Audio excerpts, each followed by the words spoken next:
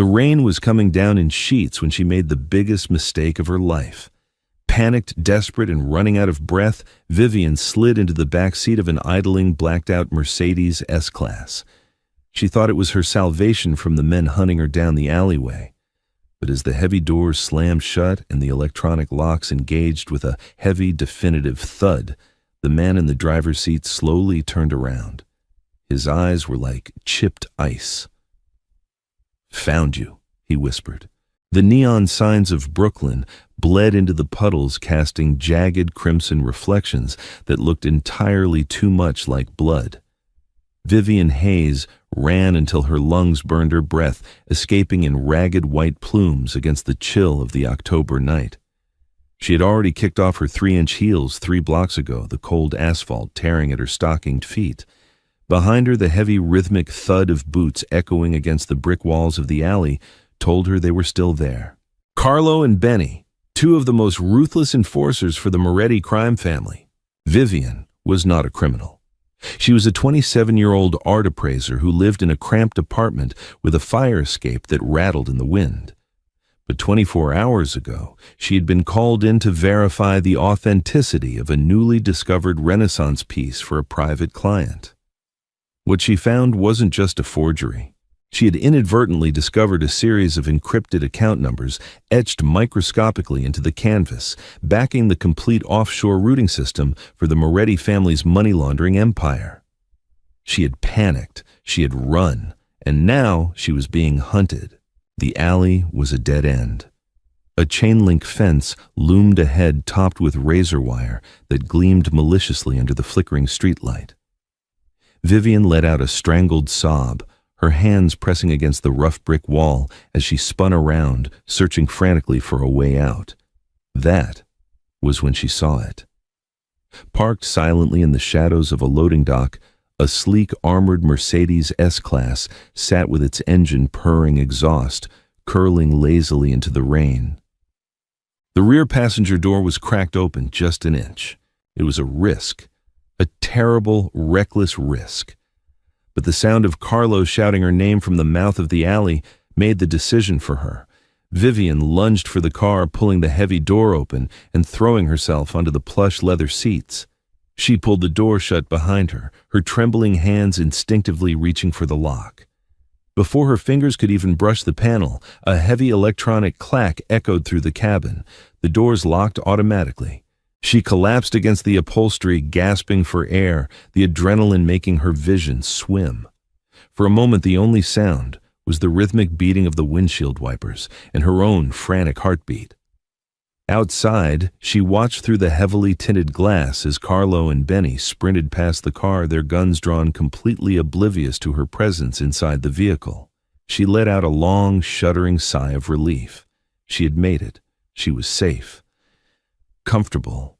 The voice was low, smooth, and laced with a terrifying calm that made the hairs on the back of Vivian's neck stand at attention. She froze. Slowly, she raised her head, looking past the center console. The man sitting in the driver's seat hadn't been visible from the outside. He shifted, turning to face her, the dim ambient light of the dashboard illuminating his features. He was striking in a brutal, aristocratic sort of way. A sharp jawline, dark hair, neatly styled, and eyes that were a piercing, unforgiving shade of gray. He wore a bespoke charcoal suit that screamed old money and new violence. Vivian pressed herself against the door, her hand fumbling desperately for the handle. It wouldn't budge. "Let me out," she demanded, though her voice shook violently. "Please, you don't understand there are men—" "I know exactly who is out there, Vivian," the man interrupted, his tone even. "Carlo and Benny, amateurs, loud, messy." Her heart stopped. "How do you know my name?" The man leaned his arm casually over the steering wheel, his gaze stripping away every layer of her defense. "Because I've been looking for you for 48 hours. You stumbled into a war you don't understand, Miss Hayes." He tilted his head, a ghost of a smirk playing on his lips. "She hid in the Mafia Boss's car to escape. Quite the irony." He leaned closer, the scent of bergamot and expensive leather filling the space between them. "Found you." "Who are you?" she whispered, the fight draining out of her. "My name is Roman Costello." he said, shifting the car into drive. The engine roared to life, a deep guttural sound of pure power. "And you, Vivian, just stole my leverage." As the Mercedes pulled smoothly out of the alley, leaving the confused Moretti thugs in the rearview mirror, Vivian realized with a sickening twist in her stomach that she hadn't escaped the nightmare. She had just traded one monster for a much, much worse one. The Costello Syndicate was the oldest, most powerful family on the East Coast. If the Morettis were a sledgehammer, Roman Costello was a scalpel. And right now, she was sitting in his passenger seat. "Where are you taking me?" she asked, trying to keep the terror from breaking her voice. "Home," Roman replied, simply not looking back. "We have a great deal to discuss, and you are currently a severe flight risk. Don't touch the windows. They're bulletproof, but the mechanisms are delicate." Vivian sat back in the opulent leather, staring out at the blurred city lights. She was trapped. The drive took over an hour, pulling them far away from the grid of the city and into the secluded, sprawling estates of Long Island. The Mercedes finally slowed, turning onto a private winding driveway flanked by towering wrought iron gates. As they approached, the gates swung open seamlessly, revealing a massive stone mansion bathed in the glow of security spotlights. Men in dark suits patrolled the perimeter, earpieces glinting in the rain. Roman parked the car beneath a grand portico and cut the engine. He turned to her, his expression unreadable. "My men will escort you inside. I suggest you don't run. The dogs are loose on the grounds, and they are trained to severely maim anyone who doesn't smell like family." Vivian swallowed hard, nodding once. She was led by a towering man named Declan into a vast foyer adorned with marble floors and antique chandeliers. The house was magnificent, yet suffocating. It felt less like a home and more like a beautifully curated fortress. Declan brought her into a sprawling library, its walls lined with thousands of leather-bound books, a roaring fire crackling in the massive hearth. "Sit," Declan grunted, pointing to a leather Chesterfield sofa before taking his post by the door. 10 minutes later, the double doors opened and Roman walked in. He had discarded his suit jacket, his white dress shirt rolled up to the elbows, revealing forearms corded with muscle, and the edge of dark, intricate ink trailing up his skin. He poured himself a glass of amber liquid from a crystal decanter on a side table, took a slow sip, and finally looked at her. "You look like a drowned rat." He noted his voice devoid of sympathy. "I was running for my life." Vivian shot back, a sudden spark of defiance cutting through her fear. "And now I'm being held hostage. Forgive me if I haven't had time to touch up my makeup." Roman paused the glass halfway to his lips. A flicker of genuine amusement danced in his gray eyes. "I appreciate a woman with a spine, Miss Hayes. But let's not pretend you have the high ground here. You are in possession of information that dictates the balance of power in this city." He walked over, sitting in the armchair opposite her, his long legs stretching out. "The piece you appraised for Mason Pendleton, the forged Caravaggio." "It was a fake," Vivian said tightly. "A good one, but the brushwork on the chiaroscuro was entirely too modern. Pendleton wanted me to authenticate it for an auction." "Pendleton is a fool who owes the Moretti family $5 million, Roman corrected. "He was trying to use that painting to wipe his debt, but the Morettis aren't interested in the art. They are interested in what's hidden inside the frame." "The account numbers," she whispered. "Exactly. The entire ledger of their offshore holdings micro-engraved into the wood. The Morettis have been hiding their money from the feds and from me. That ledger is the key to dismantling their entire operation." Roman leaned forward, his elbows resting on his knees, his gaze locking onto hers with an intensity that made it hard to breathe. "You saw the numbers. You took photographs for your appraisal." I deleted them." Vivian lied, her heart hammering. Roman sighed a tired, dangerous sound. "Do not lie to me, Vivian. You are alive right now because I need those photos. The Morettis know you found the ledger. They will hunt you to the ends of the earth. They will torture you, break every bone in your hands, and then kill you." I am the only reason you are currently breathing oxygen. Vivian looked away, staring into the fire. She knew he was right. The sheer terror of Carlo and Benny in the alley was proof enough. If I give you what you want, she said quietly, what happens to me? I destroy the Morettis, and you walk away with your life heavily compensated for your troubles under a new identity. Roman set his glass down. But there is a complication. Vivian's head snapped back to him. What complication? The photos aren't enough to satisfy the commission. I need the physical frame. Pendleton panicked when he realized the Morettis were coming for it, and he locked it inside his gallery's subterranean vault. Roman's eyes narrowed. I cannot simply storm the gallery. Pendleton's vault is biometrically sealed, requiring 2 keys, his thumbprint and the override code. And you don't have the code, she guessed. No, Roman smiled, a dark predatory smile. But you do. You're Pendleton's chief appraiser. You have access to the secondary security tier. Vivian stood up, her bare feet sinking into the Persian rug. No, absolutely not. You want me to help you rob my boss to walk back into the city where the Morettis are actively trying to murder me? I want you to survive.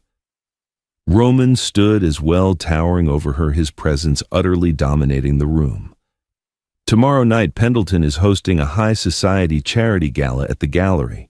The entire building will be open, the security protocols temporarily relaxed for the guests. We will attend. You will grant me access to the vault. I will take the frame, and you will be a ghost by morning.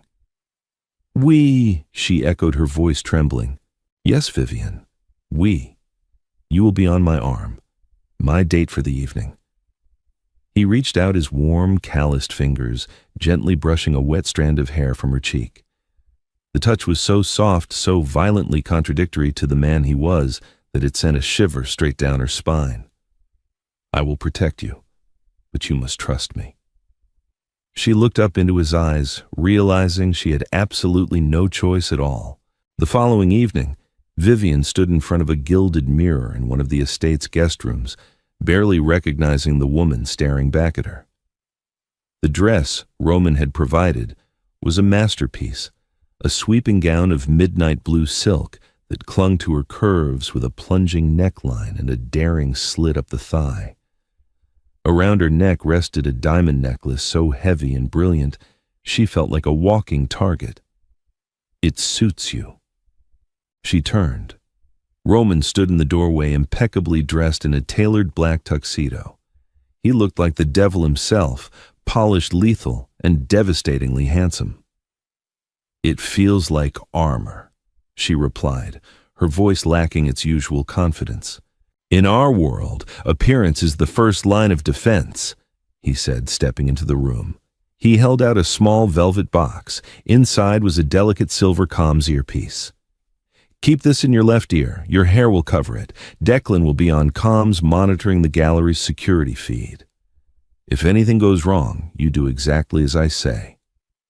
Understood. Vivian took the earpiece, sliding it into place. And if the Morettis are there, they won't dare make a move in a room full of politicians and billionaires, Roman assured her, offering his arm. Shall we? The drive back into Manhattan was agonizingly tense. Vivian sat rigid in the back of the limousine, hyper-aware of Roman's proximity. He was a wall of heat beside her, his calm demeanor entirely at odds with her racing pulse. The Pendleton Gallery was a beacon of light in the upscale Upper East Side district. Photographers flashed their cameras as Roman helped her out of the car, his hand resting firmly on the small of her back. The physical contact sent a jolt through her system. He was playing the part of the devoted lover, flawlessly leaning down to whisper in her ear as they walked up the red carpet. Smile, Vivian. We are here to enjoy the art. Inside, the gallery was packed with New York's elite. Waiters carried trays of champagne, and classical music drifted over the low murmur of wealthy conversations. Vivian navigated the room on Roman's arm, forcing a tight smile as she recognized several familiar faces. Target is clear, Declan's voice crackled softly in her ear. Pendleton is currently occupied with the mayor near the front exhibition. You have a 10-minute window before the vault's automated security sweep. Let's view the private collection. Roman murmured loudly enough for a passing waiter to hear, smoothly guiding Vivian toward the rear corridors. The transition from the crowded gala to the silent, restricted hallways was jarring. They reached a heavy steel door marked "Authorized Personnel Only." Vivian's hands shook as she approached the keypad. She punched in her 8-digit override code. The light blinked green, and the heavy door hissed open. They slipped inside, moving down a narrow staircase into the subterranean level. The vault room was cold-lined with humidity-controlled glass cases. At the far end sat the true prize, the fake Caravaggio propped up on an easel. Roman wasted no time.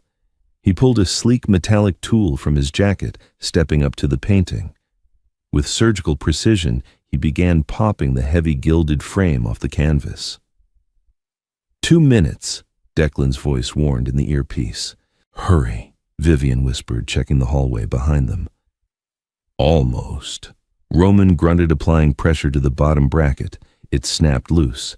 He pulled the thick wooden frame free, instantly wrapping it in a custom-fitted silk bag he produced from his coat. Got it. Boss? Declan's voice suddenly cut through, sharp and urgent. We have a problem. Leo Moretti just walked through the front doors. He's not here for the champagne. He's got 4 men with him, and they are heading straight for the lower levels. Vivian's blood ran cold. Leo Moretti was the family's underboss, a man famous for his cruelty. Roman's face hardened into a mask of pure violence. He grabbed Vivian's hand, pulling her away from the vault. Change of plans. We go out through the loading dock. They sprinted down the concrete corridor, the heavy silk bag swinging at Roman's side. But as they turned the final corner toward the exit, the metal doors swung open. Standing there blocking their only escape route was Leo Moretti, flanking by Carlo and another enforcer. Leo smiled a vicious gold-toothed grin.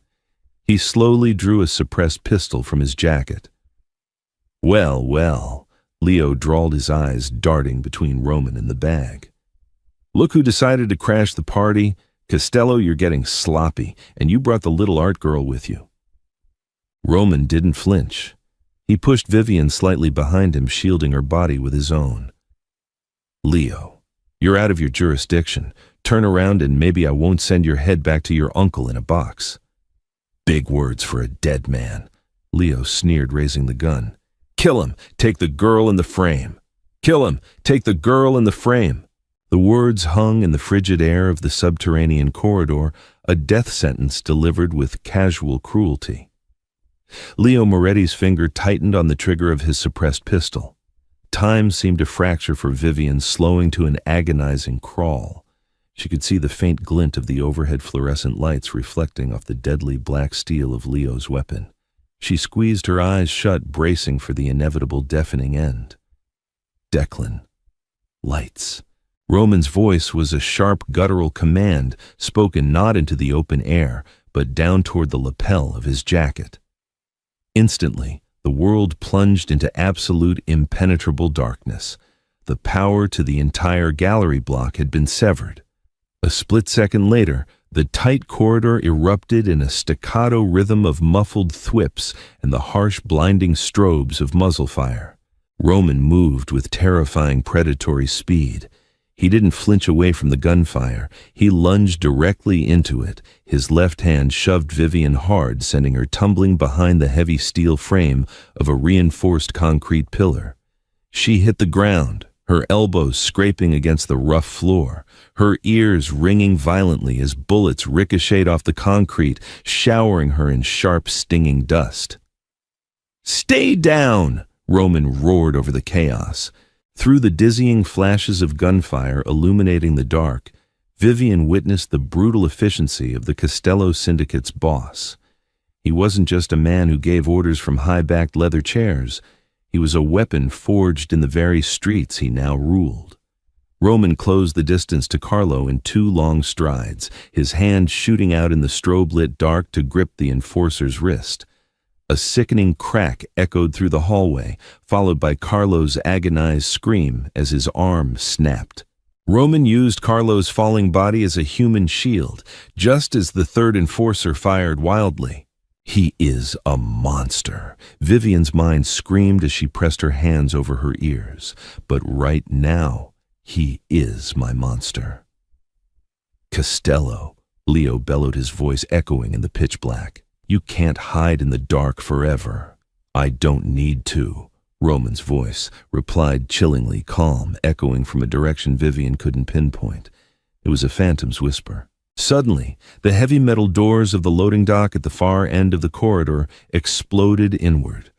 The screech of tearing metal was accompanied by the blinding high-beam headlights of a heavily armored matte black Cadillac Escalade smashing through the security barricades. The vehicle skidded on the polished concrete, the heavy tires smoking as it fishtailed to a halt directly between Roman and the remaining Moretti men. The passenger door swung open. "Get in!" Declan yelled from the driver's seat, a submachine gun resting on his thigh. Roman didn't hesitate. He grabbed Vivian by the waist, practically lifting her off her feet, and threw her into the cavernous back seat of the SUV.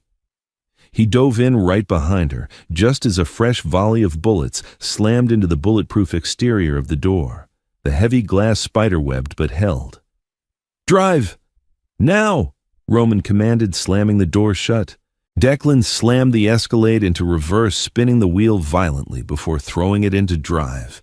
The massive engine roared and they tore out of the loading dock, leaving the Pendleton Gallery and the furious shouts of Leo Moretti fading into the rainy New York night. Vivian collapsed against the seat, her chest heaving, her hands shaking so violently she couldn't clasp them together. The midnight blue silk dress was ruined, covered in concrete dust and grease. She looked over at Roman. He was leaning his head back against the headrest. His eyes closed, the silk bag containing the frame resting securely on his lap. Are you okay?" she managed to whisper, her voice entirely devoid of moisture. Roman slowly opened his eyes. He turned to look at her, the streetlights passing outside, casting rhythmic shadows across his sharp features. "I am fine, Vivian." But as the Escalade took a sharp turn onto the FDR drive, the ambient light from a passing truck illuminated the interior of the cabin. Vivian gasped.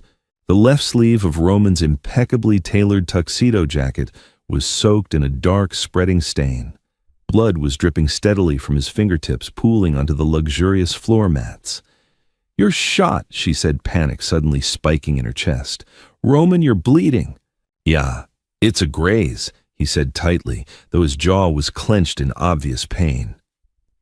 "Declan, reroute. We aren't going back to the estate. The Morettis will be tracking traffic patterns by now. Take us to the Warren Street safe house." "Copy that, boss," Declan replied, his eyes constantly darting to the rearview mirrors. Vivian reached out instinctively, her trembling fingers hovering over his torn sleeve. "You need a hospital. That's not a graze, it's a through and through." Roman caught her wrist. His grip was firm yet entirely gentle. His skin was burning hot against hers. "No hospitals. Hospitals mean police, and police mean questions I cannot afford to answer. We handle this in-house. You've done well tonight, Vivian. Just breathe." She stared at where his hand held hers, the stark contrast of his blood-stained knuckles against her pale skin. She had survived the alley. She had survived the gallery. But as she sat in the back of the speeding, blood-soaked SUV with the most dangerous man in the city, she realized the terrifying truth. She wasn't just a captive anymore. She was an accomplice. The safe house was a brutalist masterpiece hidden in plain sight. It was a sprawling top-floor penthouse in the heart of Tribeca, accessible only via a private biometric elevator hidden behind a false wall in a commercial parking garage. When the elevator doors finally parted, Vivian was met with a stark modern space of exposed brick floor-to-ceiling bulletproof glass overlooking the Hudson River and cold steel furnishings. It was a place designed for utility and survival, entirely devoid of warmth. Roman stumbled slightly as he stepped out of the elevator. The adrenaline was wearing off, and the reality of the blood loss was setting in. Declan rushed forward, supporting his boss's weight. "Medical kit is in the primary bathroom," Roman gritted out, waving Declan off. "Secure the perimeter. Make sure the comms encryptions are rotating." "Boss, I should—" "Do your job, Declan!" Roman snapped, the commanding authority slicing through the pain. Declan nodded sharply and disappeared down the hall. Roman walked heavily to the kitchen island, dropping the silk-wrapped frame onto the marble counter before shrugging out of his ruined jacket with a sharp hiss of breath. His white dress shirt was a mess of crimson. Vivian stood frozen by the elevator, entirely out of her depth. "Vivian." Roman called out, his voice softer now. He leaned heavily against the marble counter, his gray eyes locking onto hers. "I need your help." She swallowed hard, dropping her clutch to the floor, and rushed to the bathroom to retrieve the heavy black trauma kit. When she returned, Roman had managed to unbutton his shirt, stripping it down to his waist. He was a canvas of violence and art. Symmetrical, intricate tattoos mapped across his shoulders and chest, heavily contrasted by a roadmap of old faded scars. The fresh wound was on his left bicep, a clean, jagged tear where the bullet had ripped through the muscle, narrowly missing the bone. I'm not a doctor," she stammered, opening the kit with shaking hands. "I appraise 16th century oil paintings. I don't stitch people." "You don't need to stitch it. It went clean through." Roman instructed, his breathing shallow but controlled. "Just clean it with the iodine. Pack it with the hemostatic gauze and wrap it tight. I'll guide you." Vivian took a deep breath, forcing the panic down into a tight box in the back of her mind. She picked up the iodine swab. "This is going to hurt." "I am well acquainted with pain, Miss Hayes." As she worked, the silence in the penthouse stretched thick and heavy. She was forced to step uncomfortably close to him, her hands steadying themselves against his warm, hard chest as she cleaned the wound. She could feel the steady, powerful rhythm of his heartbeat beneath her palms. He didn't flinch. He didn't make a sound. He simply watched her, his intense gaze dropping to her lips, then back to her eyes. "Why didn't you leave me in the vault?" she asked softly, wrapping the heavy white bandage around his bicep and securing it tightly. "You had the frame. I was slowing you down." Roman reached up with his uninjured arm, his fingers gently brushing a streak of concrete dust from her cheekbone. "Because in my world, loyalty is the only currency that matters. You kept your end of the bargain. You got me into the vault. Leaving you to Leo Moretti would have been a violation of my code." He paused, his voice dropping to a low rumble. "And because I protect what is mine." The words hung in the air, a dangerous, possessive claim that made her breath hitch. Before she could decipher the heavy implication, Roman stepped back, pulling a fresh black t-shirt from a nearby chair and pulling it over his head. "Now," he said, the momentary vulnerability vanishing, replaced instantly by the cold, calculating syndicate boss. "Let us see what people are so desperate to die for." He approached the marble counter and carefully unwrapped the silk bag, revealing the ornate gilded wooden frame. To the untrained eye, it was just a beautiful piece of Renaissance woodwork. To Vivian, it was a death sentence. Roman produced a heavy tactical knife from his belt. He wedged the thick steel blade into the seam of the bottom wooden bracket and twisted violently.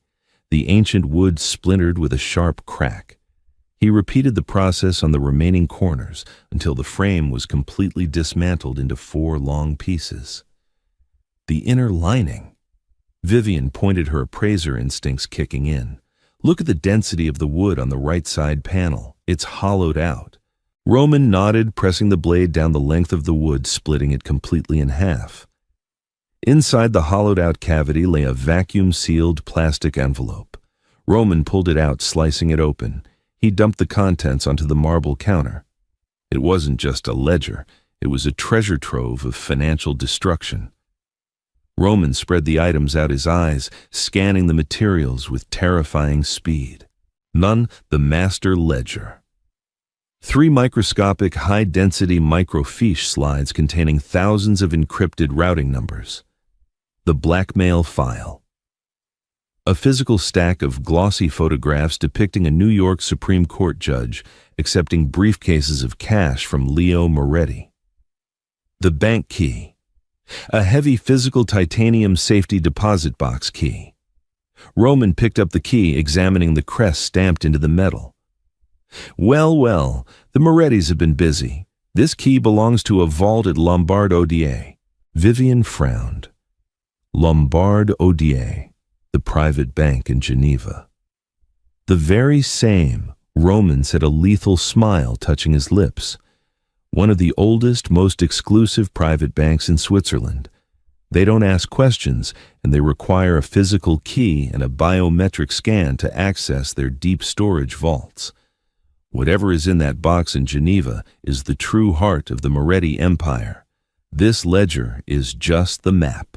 Roman picked up a small magnifying loupe from the counter, likely a tool Declan had prepared, and held it over the first microfiche slide, squinting at the microscopic text.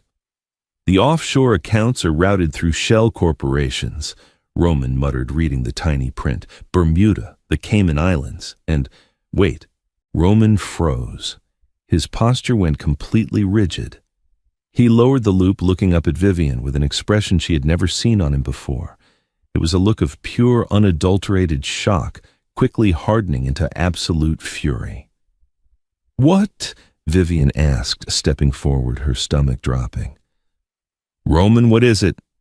Roman didn't speak. He simply handed her the loupe and pointed to a specific line on the tiny slide. Vivian leaned over, pressing her eye to the glass. She scanned the tiny microscopic ledger lines. It listed dates, massive offshore wire transfers, and the names of the receiving shell corporations. Most of them meant nothing to her. But then her eyes landed on a specific line item. Transfer $4,500,000 US.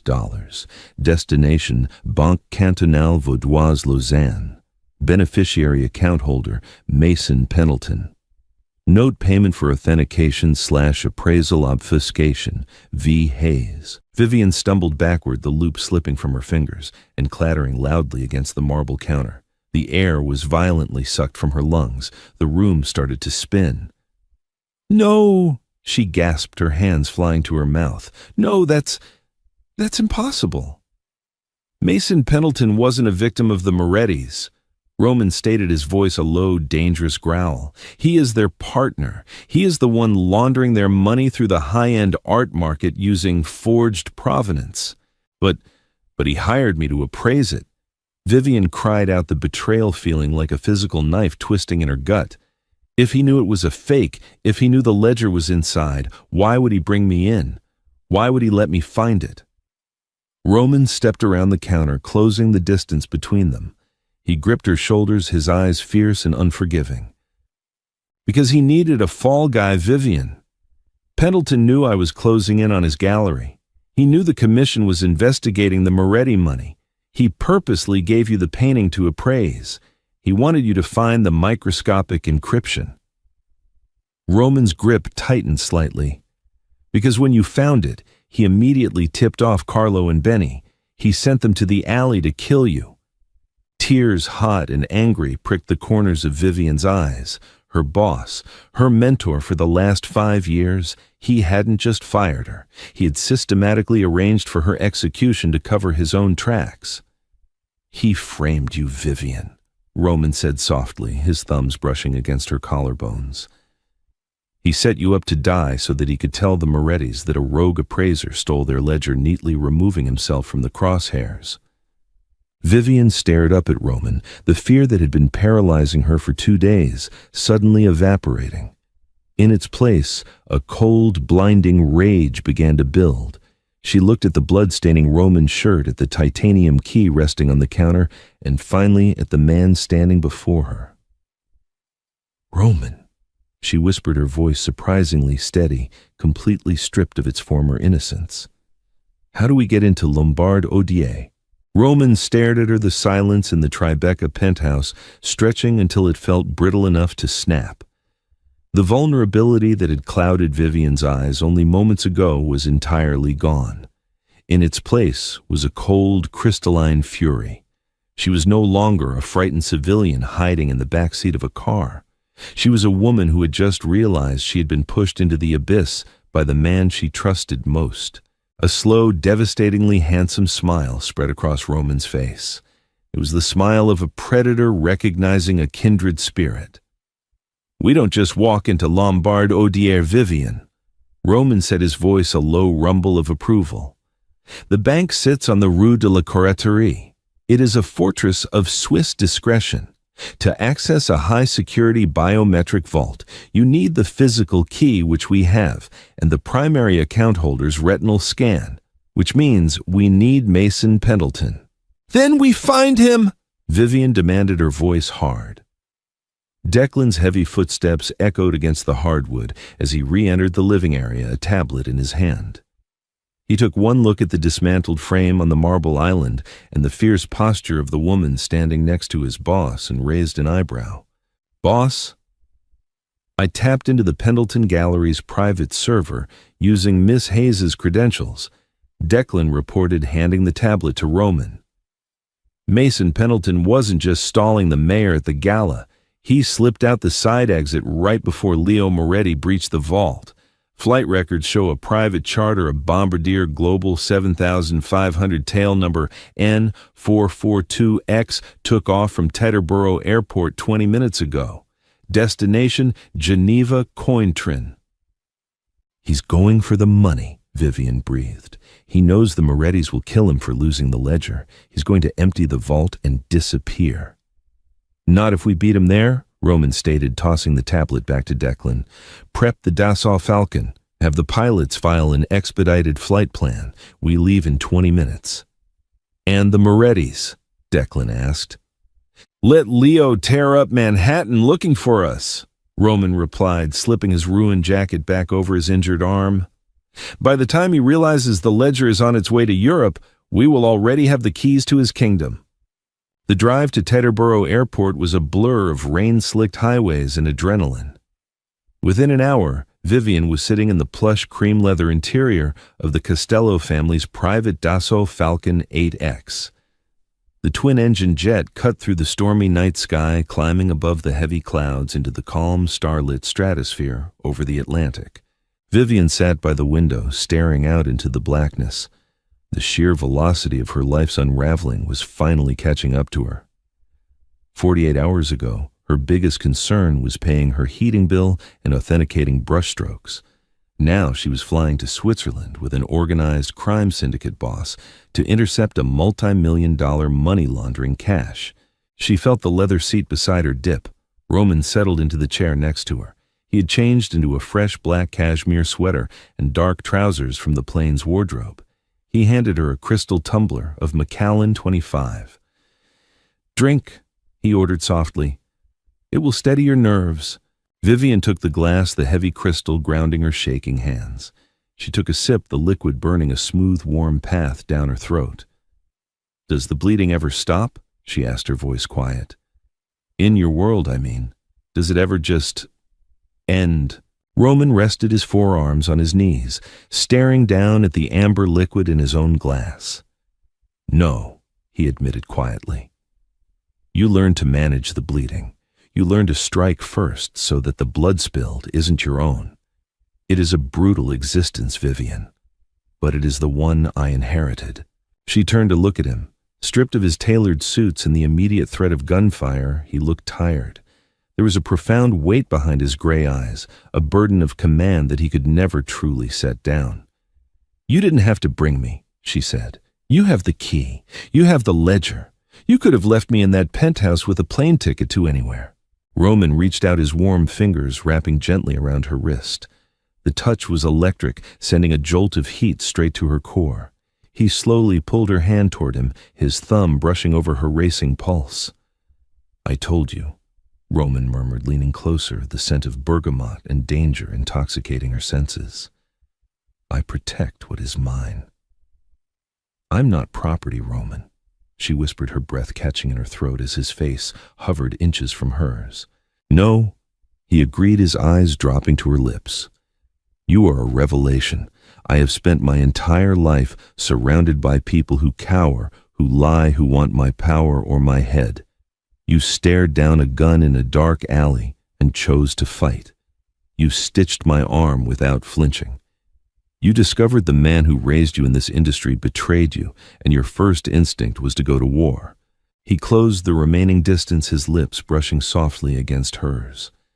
It was a tentative touch, a question asked in the dark. Vivian's mind screamed at her to pull away, to remember who this man was, but her body betrayed her logic. She leaned into him, closing her eyes as his hand slid to the back of her neck, pulling her into a kiss that was a terrifying mix of savage possession and deep, desperate hunger. For a moment, suspended 35,000 feet above the ocean, there were no assassins, no ledgers, no betrayals. There was only the heat of his skin, the taste of expensive scotch, and the intoxicating realization that she was falling in love with a monster. Geneva was bathed in the crisp golden light of early morning when the Falcon touched down. A sleek Mercedes Maybach was waiting on the tarmac, bypassing customs entirely under the guise of diplomatic privilege, one of the many perks of the Costello family's vast legitimate business network. They drove through the pristine, orderly streets of the Swiss city. The contrast between the bloody chaos of New York and the serene, wealthy quiet of Geneva was jarring. The Maybach pulled up to an imposing neoclassical stone building on the Rue de la Coraterie. There were no flashy signs, only a modest brass plaque that read Lombard Odier and CA. Pendleton's flight landed 45 minutes before ours, Declan noted from the front seat, tapping his earpiece. He's inside. Roman turned to Vivian. Follow my lead. Do not speak unless spoken to by the bank staff. The Swiss value protocol above all else. They stepped out of the car, flanked by Declan and another silent Costello operative. Inside, the bank felt more like a cathedral than a financial institution. Vaulted ceilings hushed whispers, and the smell of old money permeated the air. A meticulously dressed concierge approached them immediately. Monsieur Costello. The concierge bowed slightly, recognizing Roman immediately. An honor to have you visit our Geneva branch. How may we assist you today? I require access to the subterranean viewing rooms, Roman said smoothly, projecting the aura of a legitimate billionaire. I am here to oversee a transaction with an associate, Mr. Mason Pendleton. He should be down there now. The concierge hesitated for a fraction of a second, a massive tell for a Swiss banker. Ah, yes, Mr. Pendleton is indeed in viewing room 4. However privacy protocols dictate, I am aware of the protocols. Roman interrupted, his voice dropping an octave, carrying a chilling authority that brooked no argument. Take me to him, now! The concierge swallowed, nodding tightly. Right this way, monsieur. They were led down a spiraling marble staircase into the heavily fortified belly of the bank. The air grew cooler. They walked down a long corridor lined with heavy steel doors. The concierge stopped outside room 4, unlocking the heavy deadbolt with a master keycard before stepping aside. Roman pushed the door open.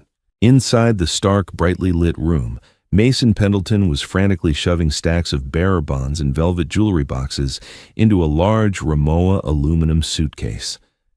He looked terrible. His suit was wrinkled, his sparse hair was disheveled, and he was sweating profusely. He froze as the door opened, his eyes darting to Roman, and then with absolute horror to Vivian. Vivian. Mason choked out the color draining from his face.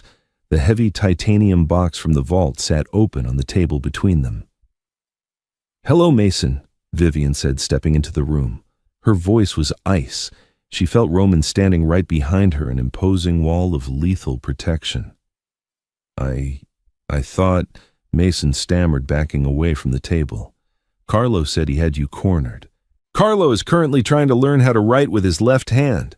Roman interjected smoothly, closing the heavy steel door behind Declan, sealing the 4 of them inside the soundproof room. And you, Mason, are out of time. Mason's eyes darted frantically around the room, searching for an exit that didn't exist. Listen to me, Costello. You can have the money, all of it. There's over 50 million in untraceable bonds in this case. Just let me walk away. The Morettis will kill me if I go back to New York. You sent men to kill me. Vivian stepped forward, her fists clenched at her sides. I worked for you for 5 years. I looked up to you, and you sold me out for a percentage of a mafia laundering scheme. I had no choice. Mason pleaded, tears pooling in his eyes. Leo Moretti threatened my family. They found out I was skimming off the top of the appraisals. They were going to kill my daughter Vivian. You were a sacrifice. I'm sorry, but I had to choose. Vivian stared at the pathetic, broken man before her. The anger that had fueled her across the Atlantic suddenly evaporated, leaving behind a cold, hollow disgust. You're a coward, Mason. Roman stepped past her, approaching the table. He ignored the millions of dollars in bonds. Instead, he reached into the open titanium lockbox and pulled out a single leather-bound journal. He flipped it open, his gray eyes scanning the handwritten pages. The silence in the room grew heavy, suffocating. Roman's expression darkened.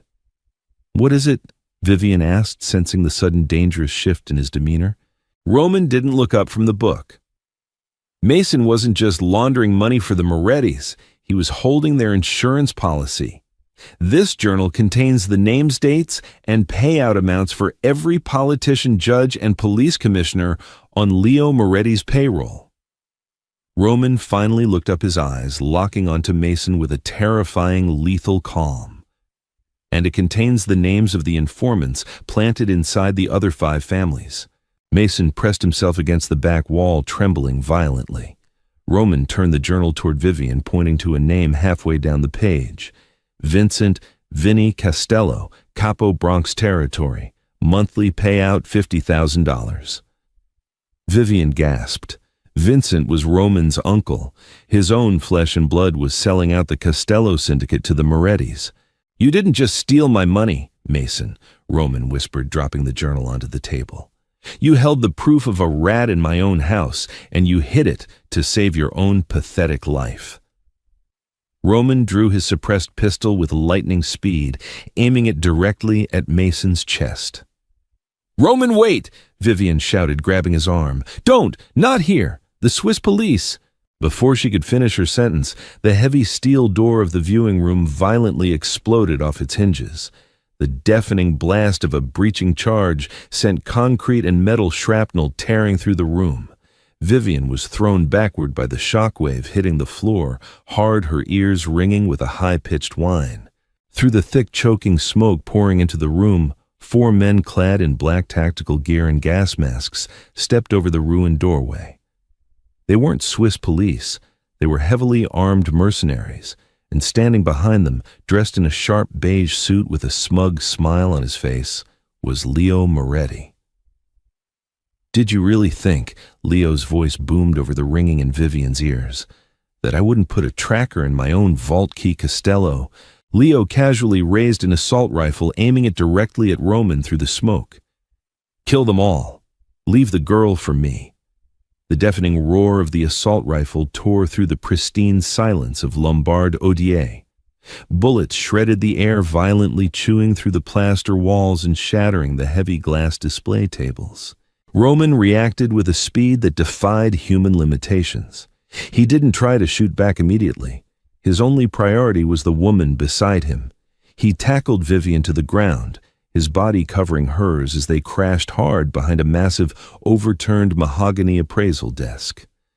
A second later, the desk shuddered violently under a barrage of high-caliber rounds, raining heavy splinters and dust down upon them. Mason Pendleton was not as fast. Caught completely in the open, the corrupt appraiser let out a brief gurgling cry as the mercenary's crossfire ripped through him. He collapsed backward onto the floor, his blood pooling rapidly across the polished marble, staining the millions of dollars in scattered bearer bonds he had died trying to steal. "Declan's suppressing fire," Roman bellowed over the deafening noise. From the hallway, Declan leaned around the shattered doorframe, his HKMP-5 submachine gun roaring to life. A precise, controlled burst caught the lead mercenary in the chest, dropping him instantly. The remaining 3 men scrambled for cover, diving behind the thick concrete pillars of the vault room. "You can't win this, Castello," Leo Moretti's voice echoed from the corridor, laced with manic, desperate laughter. "You're boxed in, hand over the girl and the ledger, and I'll make it quick." Roman ignored him. He reached inside his jacket and pulled out the leather-bound journal and the microfiche slides, shoving them firmly into Vivian's hands. His gray eyes were wild, completely consumed by the cold, calculating violence of his world. "Put these in your dress. Do not let them go," he commanded, his voice a harsh rasp. He checked the magazine of his pistol. "When I give the word, you run for the hallway. Declan will cover you." "I am not leaving you in here!" Vivian shouted back, her fingers trembling as she shoved the ledger into the bodice of her dress. "You will do exactly as I say, Vivian," Roman growled, gripping her chin. "This is not a negotiation. I am getting you out of here." Before she could argue, Roman spun around the edge of the desk. He didn't fire blindly. He aimed with lethal, terrifying precision. 2 suppressed puffs sounded in rapid succession. The second mercenary dropped a neat hole, punched straight through his gas mask. Now, Vivian scrambled to her feet. The adrenaline flooded her system, drowning out the fear. She sprinted toward the ruined doorway just as Declan laid down another heavy volley of covering fire. She practically collided with the towering bodyguard, who grabbed her by the arm and yanked her into the relative safety of the corridor. "Boss, move!" Declan yelled, but his voice was suddenly cut short by a wet, sickening thud. Vivian gasped as Declan stumbled backward, clutching his shoulder. A bullet had grazed his collarbone, painting his white shirt crimson. Inside the vault room, Roman was trapped behind the desk as the final mercenary and Leo pinned him down. The air was thick with the acrid smell of cordite and the coppery tang of blood. Outside the bank, the faint but rapidly approaching wail of Swiss police sirens cut through the morning air. "Time's up, Leo," Roman shouted from the cover of the desk. "The police cantonale are 60 seconds away. You really want to be caught in a Swiss vault with 4 bodies and an assault rifle?" "I'm not leaving without that ledger," Leo screamed, stepping blindly into the room, his weapon raised. That was the mistake Roman had been waiting for. Roman didn't shoot Leo. Instead, he aimed his pistol at the heavy red emergency glass panel mounted on the wall next to the vault's primary servers. It was Lombard Odier's catastrophic anti-raid failsafe. He fired a single shot, shattering the glass and destroying the circuitry within. A blaring automated siren immediately filled the subterranean level. Flashing red strobe lights ignited overhead. The automated voice of the security system announced in calm French, "Verrouillage d'urgence. Fermeture des portes de la chambre forte dans 5 secondes." Emergency lockdown. Vault doors closing in 5 seconds. "No." Leo yelled, realizing exactly what was happening. He spun around, scrambling toward the doorway. Roman vaulted over the desk, sprinting for the exit. He hit the corridor just as the massive 18-inch thick titanium blast doors began to violently slide shut. Leo lunged for the gap, but the third mercenary, panicked by the sirens, shoved past him, knocking the underboss to the floor. The mercenary didn't make it. The doors slammed shut with a catastrophic, earth-shaking boom, trapping Leo Moretti inside the impenetrable vault with millions in stolen bonds, Mason Pendleton's corpse, and absolutely no way out. "Let's move," Roman ordered, grabbing Vivian's hand and hauling Declan up by his uninjured arm. They ran up the spiraling marble staircase, bursting into the main lobby just as heavily armed Swiss police vehicles swarmed the Rue de la Coraterie outside. The concierge, pale and shaking, had already unlocked a discreet employee exit at the rear of the building. "Monsieur Costello," the concierge whispered frantically. "The alleyway, quickly." They slipped out into the cold, crisp Geneva morning, abandoning the Maybach and disappearing into the labyrinth of narrow cobblestone side streets. Behind them, the Swiss authorities stormed the bank unknowingly, capturing the underboss of the Moretti crime family and effectively decapitating their entire New York operation. As they climbed into a stolen Audi A8 that Declan hot-wired with his good hand, Vivian collapsed against the back seat. She pulled the leather-bound journal from her dress, her hands shaking violently as she handed it to Roman. He took it, his blood-stained fingers brushing hers. He looked at her, covered in plaster dust, bruised and breathing heavily. "You did perfectly," he whispered, the ruthless killer melting away, leaving only the man who had torn apart a city to keep her safe. 2 weeks later. The storm that ravaged the New York underworld was absolute. The fallout from Geneva was catastrophic for the Moretti family. Leo Moretti was sitting in a high-security Swiss prison awaiting extradition for international terrorism and armed robbery. But that was only the beginning. An anonymous package had been delivered to the Southern District of New York, SDNY. Inside were high-resolution prints of the microscopic ledger and the blackmail photographs. Within 72 hours, the FBI launched a massive coordinated sweep. Judge Harrison Corcoran was arrested on the steps of the Supreme Court in handcuffs. Dozens of corrupt politicians, precinct captains, and Moretti capos were indicted on sweeping RICO charges. The Moretti syndicate was entirely eradicated. But there was one final piece of business to attend to. Roman stood in the dimly lit basement of a meatpacking plant in the Bronx. Tied to a wooden chair in the center of the room was Vinny Costello, his uncle, the man who had sold his own blood for $50,000 a month. Vinny was sweating profusely, his eyes darting frantically between Roman and the two silent enforcers standing by the door. "Roman, you gotta listen to me," Vinny pleaded, his voice cracking. "It was Leo. He threatened my wife, Roman. He said if I didn't give him the patrol routes, he'd kill her. I did it for family." Roman stood perfectly still, his hands in the pockets of his black bespoke suit. His expression was entirely unreadable. "Family," Roman repeated softly. The word felt like venom on his tongue. "You gave Leo the location of my safe houses. You gave him the security codes to the Pendleton Gallery. You almost got me killed. But worse, Vinny, you almost got her killed." Roman pulled a heavy silver revolver from his jacket. He popped the cylinder, emptying all the bullets into his palm, save for one. He snapped the cylinder shut and gave it a vicious spin. He walked forward and placed the gun on the small table next to Vinny. "The FBI is coming for you, Vinny. Your name was in Mason's journal," Roman said, turning his back on his uncle and walking toward the stairs. "You have 5 minutes before the feds breach the doors upstairs. I suggest you take the honorable way out. Because if you let them take you alive, I will make sure you never survive your first night at Rikers." Roman didn't wait to hear the man's sobbing pleas. He walked up the stairs and stepped out into the cool, biting November air. 2 minutes later, as his armored SUV pulled away from the curb, a single muffled gunshot echoed from the basement. The Costello family was finally clean. An hour later, Roman arrived at the sprawling Long Island estate. The autumn leaves were burning brilliant shades of gold and crimson across the manicured lawns. He bypassed the main house, walking down the stone path toward the private cliffs that overlooked the crashing waves of the Atlantic. Vivian was standing there wrapped in a heavy cream-colored wool coat against the sea breeze.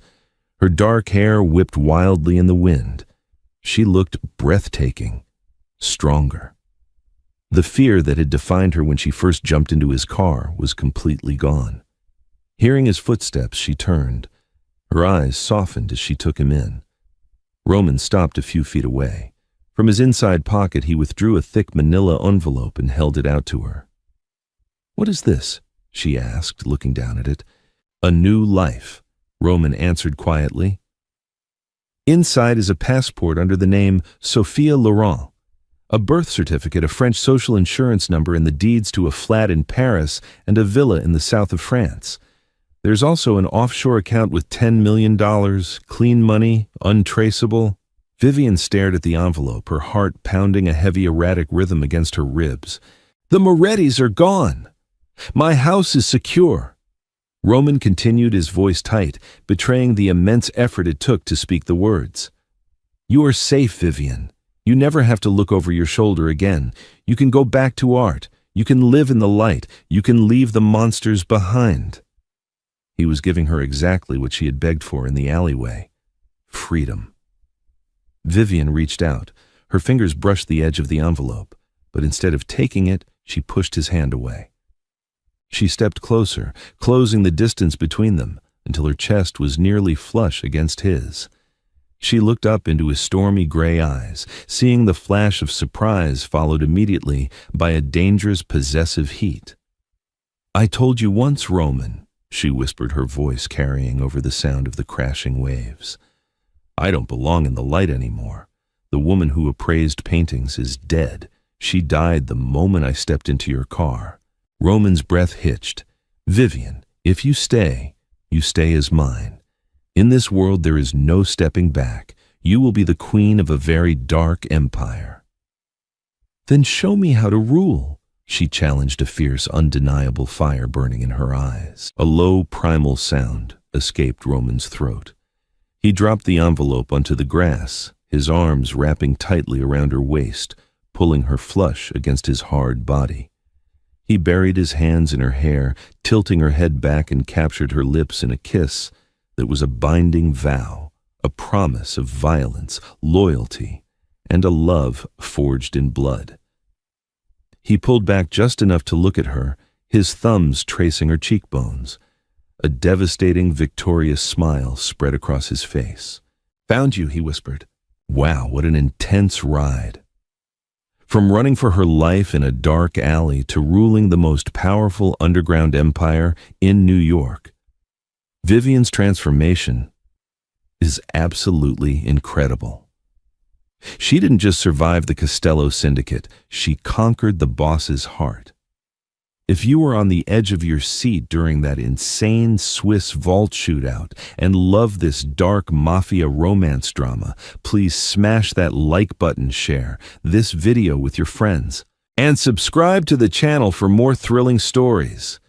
Drop a comment below. Would you have taken the money and run to Paris, or stayed to rule the empire like Vivian? Let me know.